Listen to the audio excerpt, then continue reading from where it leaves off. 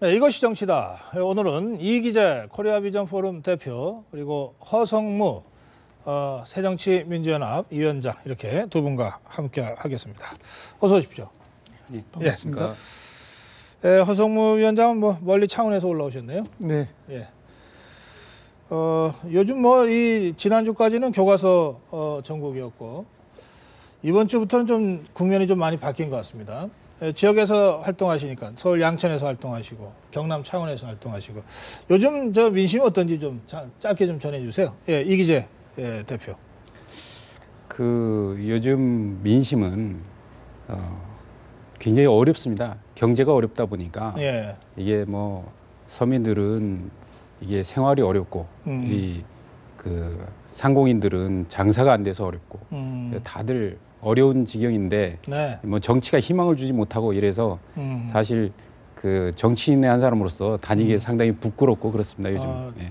정치 시작합니다 그러면은 저 야단들 하시고 그러나요? 그렇죠. 뭐하러 그런 거 하려고 그러냐? 예, 맞습니다. 어떠세요, 허성무 위원장? 역시 마찬가지입니다. 어딜 가도 경제가 어렵고 특별히 이제 중소상공인들 또 소상인들이 아주 예. 힘들어하는 그런 상황인데요. 항상 하시는 말씀들이 제발 좀 싸우지 말고 우리 좀 먹고 살게 해달라. IMF 때보다 훨씬 힘들다. 아하. 외환위기 때보다 더 힘들다. 그런 어떤 굉장한 위기감을 느끼고 있는 그런 상황입니다. 네, 이제 우리 정치권이 국민의 목소리, 국민의 소리, 좀 빨리 좀 응답을 제대로 해야 될 텐데 말이죠. 자, 오늘 전국 상황을 좀 이모저모 두 분과 함께 짚어보겠습니다. 박근혜 대통령이 지금 임기 후반기를 이제 시작을 했죠. 한 두어 달 됐습니다. 그리고 뭐 이런저런 이유로 보면 장관들 교체가 이루어져서 조금 전에 제가 오프닝에서도 말씀드렸습니다만은 뭐 중폭 정도 수준의 개각이 결과적으로 좀 이루어지고 있는 것 같습니다. 그런데 내각을 통할하는 총리는 지금 50대 총리거든요. 근데 사실 그동안은 뭐 황우여 부총리나 최경환 부총리가 다 총리보다는 연배도 위고 이래서 조금 걱정하는 분들도 있었는데 새 개각 좀 더 젊게 가야 된다. 좀 더 좀 역동적이고 활력 있게 가야 된다. 임기 후반기일수록 더욱 그렇다. 뭐 이런 얘기들이 나오고 있습니다. 두 분은 어떻게 보시는지요? 이기재 대표. 예, 그렇습니다. 이번에 사실 이제 총선 출마자들이 많이 생겼지 않습니까? 네. 그래서 기존의 정치인 장관들은 다 돌아갔고, 돌아갈 거고, 그다음에 이제 또 우리 정종섭 장관도 이제 사의를 표명했고, 곧 뭐 윤상직 장관도 사의를 표명할 거라고 예상되는데, 네. 그렇게 되면 이제 아주 큰 폭의 사실은 개각이 이루어져야 됩니다. 이러면 이때 집권 후반기이니만큼 뭔가 좀 새로운 컨셉을 가지고 했으면 좋겠다. 근데 역대 정권을 보면 대부분 대통령이 이제 탄력을 받아서 일을 하게 되고 관료와 오랜 세월 이제 일을 하게 되면 또 다시 이제 관료 중심의 이게 개각을 짤 가능성이 굉장히 높거든요. 아하, 그게 이제 익숙해져서. 예, 그렇죠. 이제 본인의 자신감도 이제 확실하게 회복하고 이러기 때문에. 네. 근데 사실 국민들이 바라는 방향은 좀 다르죠. 아. 국민들이 바라는 방향은 대부분 이제 좀 젊고 좀 참신하게 갔으면 좋겠다. 혹은 쓴소리하는 사람을 넣어줬으면 좋겠다. 예. 통합형으로 갔으면 좋겠다. 이런 것들인데 네. 그래서 그런 부분에 목소리에 좀 귀를 담는 개각이었으면 좋겠다 이런 생각이 듭니다. 뭐 다 짜놓고 아직 하는 것 같지는 않으니까 네. 지금이라도 그런 목소리를 좀 충분히 수렴해서 됐으면 좋겠다. 예, 허성무 위원장. 항상 집권 기간 중에 총선이 있으면은 네. 부분 개각은 이루어져 왔습니다. 네. 다만 이제 이번에는 좀 그 폭이 조금 크고 또 한꺼번에 이루어지는 것이 아니라 연차적으로 되고 있어서 국민들이 좀 부분적으로 의아한 면도 있고 그런데 지나친 총선용이 아닌가 이런 걱정도 있고 그러면서 이제 동시에 총리가 50대이기 때문에 또 집권 후반기에 총리의 색깔과 나이에 맞는 내각을 구성한다 하는 그런 측면도 있는 건 사실입니다. 예. 다만 이제 저희들이 걱정하는 것은 이 집권 후반기에 가면은 어느 정권이나 개각이 되면 관료들이 발탁이 되는 경우가 많습니다. 이제 그건 관료들이 그만큼 집권 세력에 잘 코드를 맞춘다는 것이죠. 아하, 그래요. 쓴소리를 잘 하지 않습니다. 대통령의 귀에 거슬리는 이야기를 하지 않죠. 그렇기 때문에 집권 후반기가 더 어려워질 수도 있다. 네. 오히려 쓴소리 할 수 있고 국민의 여론을 가감없이 전달할 수 있는 그리고 일을 열심히 할 수 있는 그런 분들을 발탁하시는 게 좋겠다. 그런 생각입니다. 그 점은 이기재 대표하고 좀 생각을 같이 하시는 것 같습니다. 자, 근데 어제 박근혜 대통령이 진실한 사람을 선택해달라 이런 발언을 했습니다. 뭐 야당이 바로 이거 선거 개입이다 이러고 공격에 나섰습니다만, 근데 오늘은 사회부장위원회 회의 자리입니다. 이 자리에서 은혜를 잊지 않는 것이 바로 은혜를 갚는 것이다. 또 이렇게 발언했습니다. 이 말만 놓고 보면 뭐 너무나 당연한 말을 한 건데 왜 정치권에서 이 대통령의 발언이 이렇게 논란이 되는지 이번에는 허성모 위원장께서 먼저 좀 논평해 보시죠. 이 표현은 굉장히 다의적인 표현이시거든요. 아하, 예. 그리고 이제 대통령께서 매우 이렇게 계산된 선거법을 피하기 위한 아주 치밀한 정치적 발언이다. 저는 그렇게 판단합니다. 아하, 예. 또 내일이 수능일이지 않습니까? 그렇습니다. 수능 문제 언어 영역 같아요.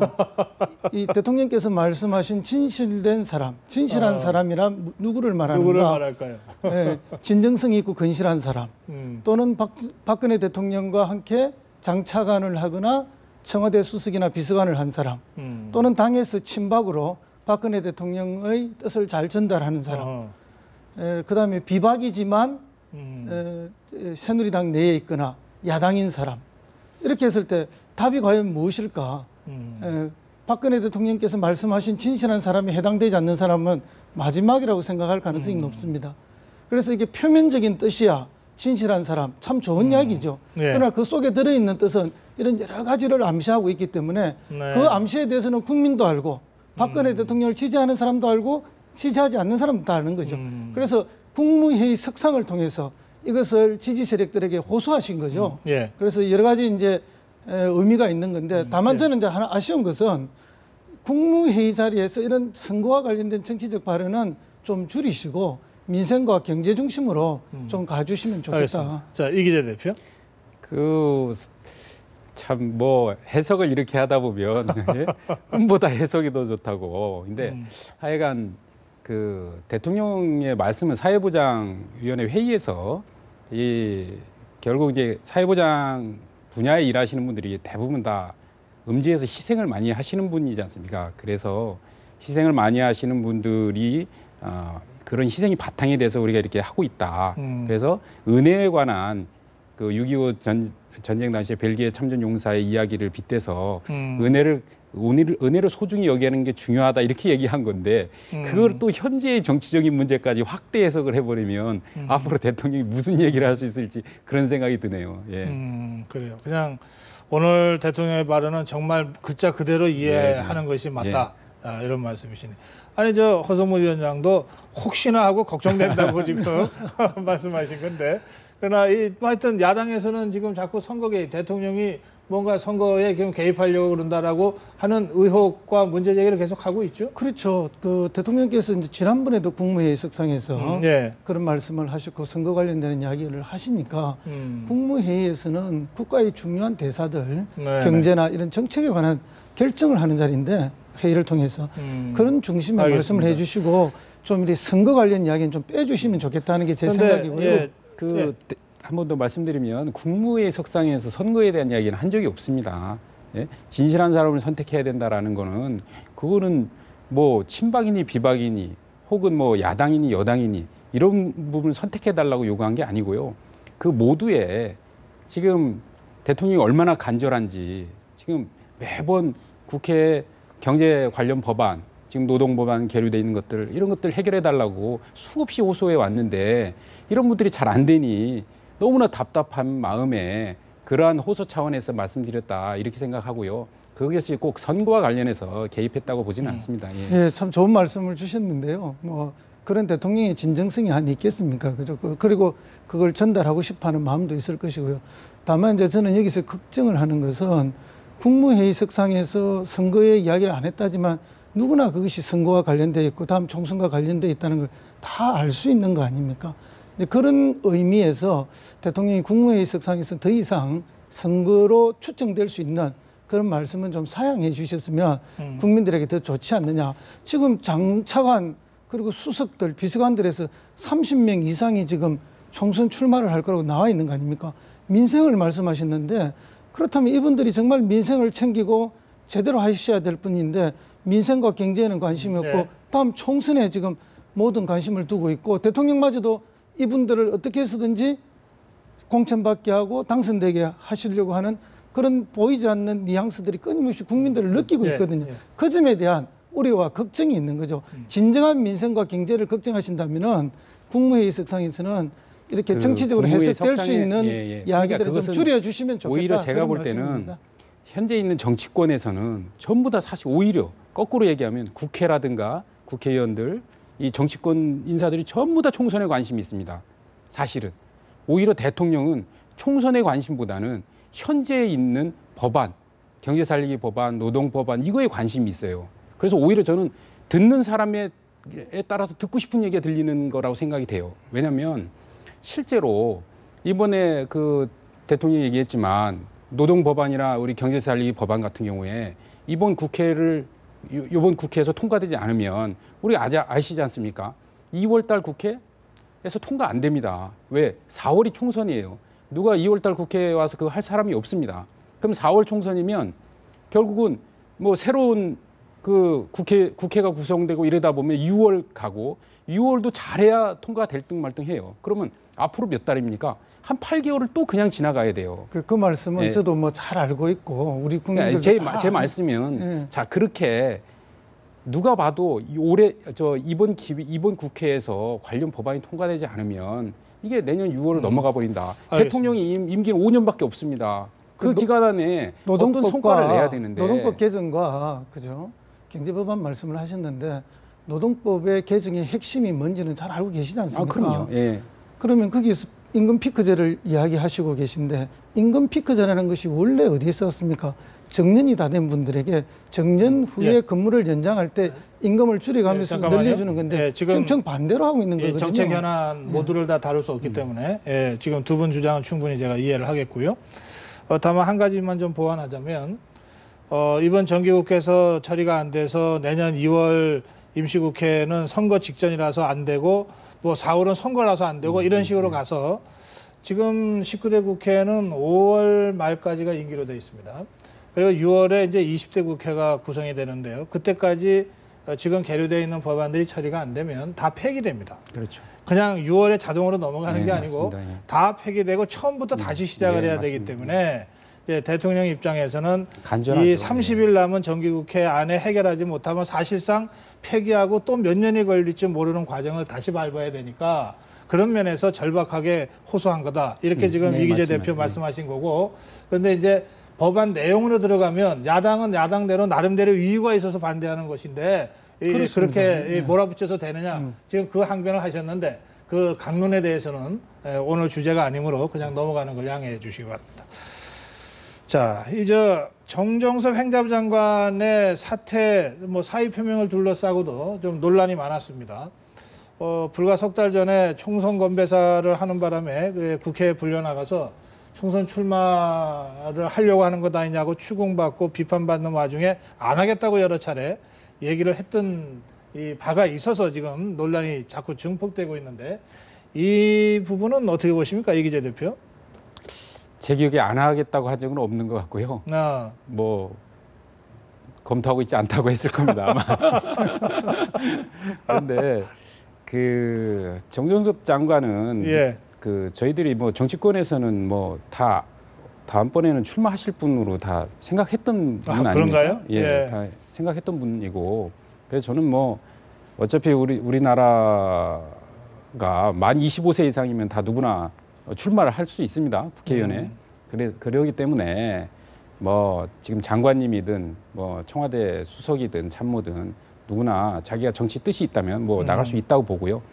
다만 이 정부에서 그래도 최고의 장관직을 맡으셨던 분이 그 지역이 진짜 누가 얘기하는 대로 막대기만 꽂으면 되는 지역에 출마를 한다는 부분에 대해서 다들 석연치 않아 하고 그렇게 문제 제기를 하는 거라고 생각합니다. 이제 행정자치부가 선거 주무장관이거든요. 그런 신분에 계신 분이 뭐 총선 필승을 외치고 또 그것이 문제가 되니까 출마 안 할 것처럼 말씀하셨다가 또 번복해서 지금 나가시는 걸로 그렇게 되면 굉장히 부적절한 처신이고 행동이죠. 차라리 당당하고 사나이답게 또 일국의 국무위원답게 말은 잘못했지만 저는 나갈 생각이 있습니다. 이래 갔더라면 더 멋진 모습이 아닐까 하는 그런 아쉬움은 있는데요. 네. 어쨌든 이 정권 하에서 혜택을 누린 자 아닙니까? 그죠? 그런 분들이 또 매우 쉽다고 생각되는 방금 말씀하신 것처럼 막대기만 꽂아도 된다는 그런 것을 선택하시는 것은 또 이중의 혜택을 보는 거죠. 만약에 박근혜 정권에서 그런 혜택을 본 장관이라면은 박근혜 정권이 어려워하는 지역 가서 나와주신다면 그거는 또 뭐 별개의 문제로 평가가 있겠습니다만은 이렇게 수월한 대구, 경주, 강남 등을 놓고 하는 이런 모습들은 정말 이게 뭔가 집권 세력의 최고 장관을 지냈던 분으로서의 모습으로서는 아름답지 않은 모습이다. 그래서 이 만약에 그렇게 공천 받기를 원하고 공천이 되고 또 된다면은 공천 자체가 당선증이 되는 것이고 예. 이것은 사실상 임명장이나 같은 게 아닌가 하는 그런 생각이 듭니다. 예, 뭐 지금 새누리당은 전략 공천은 없는 상태니까. 네, 경선에서 이기시면 뭐 되는 거죠. 예, 그렇죠. 뭐 그래서 뭐 사실상 임명하는 거나 다름없다 이렇게 정치적으로는 해석하시지만 예, 절차는 나름대로 있다고 그럼요. 하는 점은 제가 좀 환기시켜드리고 싶고요. 자, 이 야권 얘기도 조금 짚어보겠습니다. 호남 민심이 냉랭하다 이런 얘기들이 야권 쪽에서 지금 나오고 있습니다. 저희들이 그 여론조사도 준비했는데요. 잠깐 참고로 좀 보시고요. 이게 광주 전라 지역에서 새정치연합과 새누리당이 오차 범위 내에 접전을 벌이는 거 아마 저는 저런 그 여론조사를 거의 처음 보는 것 같습니다. 그만큼 지금 호남 민심이 요동치고 있습니다. 박광태 호남 향후의 중앙회장이 이렇게 언론 인터뷰에서 말했습니다.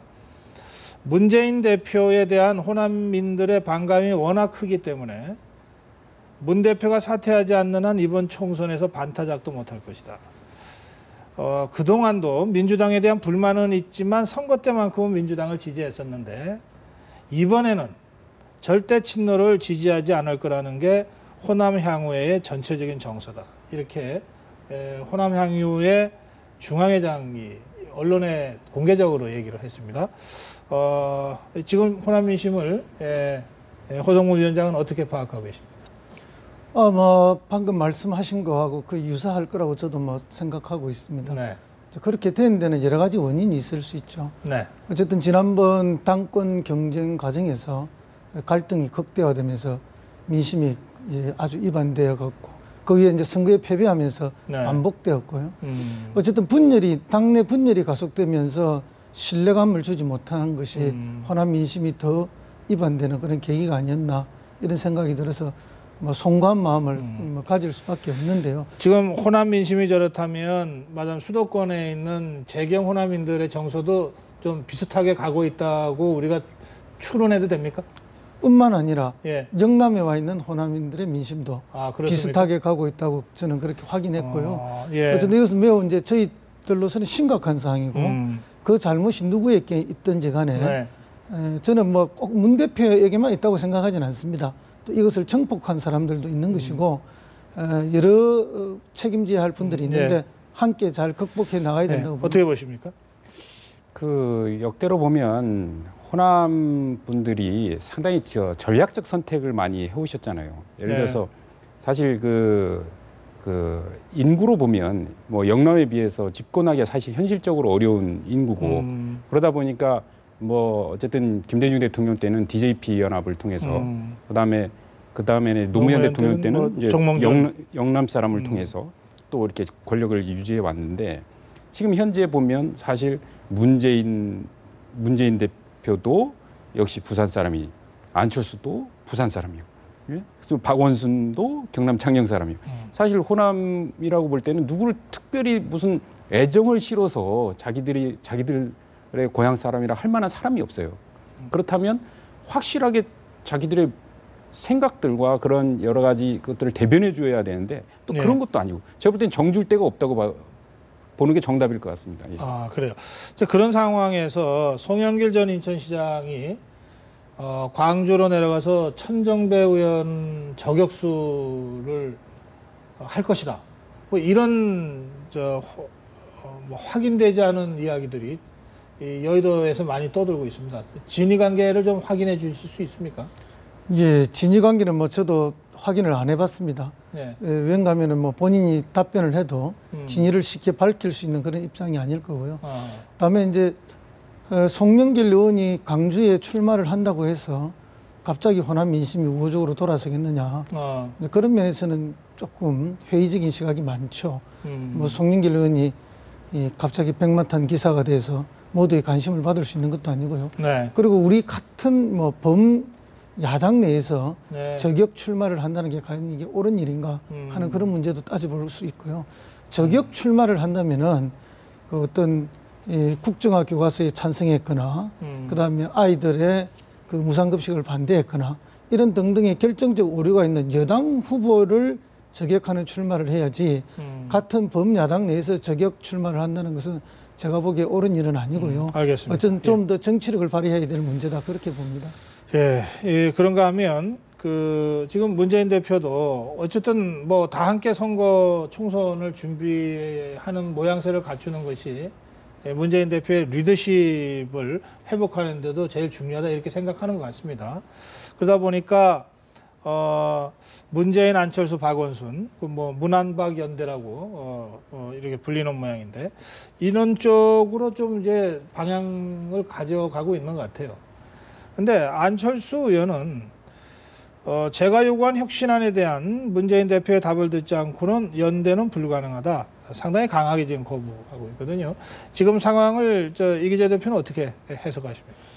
결국은 이제 총선을 앞둔 이제 내부 권력 투쟁이라고 보고요. 네. 예, 그래서 결국은 이제 총선 공천권과 관련한 이제 헤게모니 싸움을 하고 있다 이렇게 봐야지고 사실 뭐 문안박 연대를 주장하시는 분이나 또 뭐 빅텐트론을 주장하시는 분이나 혹은 또 오픈 프라이머리를 주장하시는 분들이나 전부 다 자기의 공천의 이해관계에 달려 있다고 봅니다. 그래서 뭐 그 새정치민주연합이 정말 그 아까 얘기한 대로 호남의 민심을 회복하려면 이런 공천 싸움에 얽매이는 게 아니라 정말 민생을 되돌아보고 좀 더 그 큰 줄기와 이 방향을 가지고 국민들에게 다가가는 게 절대적으로 필요하다고 봅니다. 예. 지금 이제 새누리당 쪽에서 활동하시잖아요. 네. 야권이 내홍도 심하고 예. 또 어쨌든 야권 분열 양상도 보이고 있잖아요. 예. 그걸 보면 실제로는 어떻습니까? 속마음이. 좀 제가 볼 때는 답답해 보입니다. 왜냐하면 이 패권 의식들은 굉장히 강하신 것 같아요. 그러니까 어떤 무리를 만들어서 이 권력 싸움을 해서 뭔가 수권을 하는 의지는 굉장히 뭔가 권력을 얻으려는 건 강한데, 그러니까 패권 의식이 강한데 수권 의식이 약하신 것 같아요. 수권 의식이 강하려면 결국 권력의 담지자로서 뭔가 폼새를 갖춰줘야 되거든요. 아니 근데 야권 분열로 어부지리가 있을 수 있다 이러면서 표정 관리하는 거 아니에요?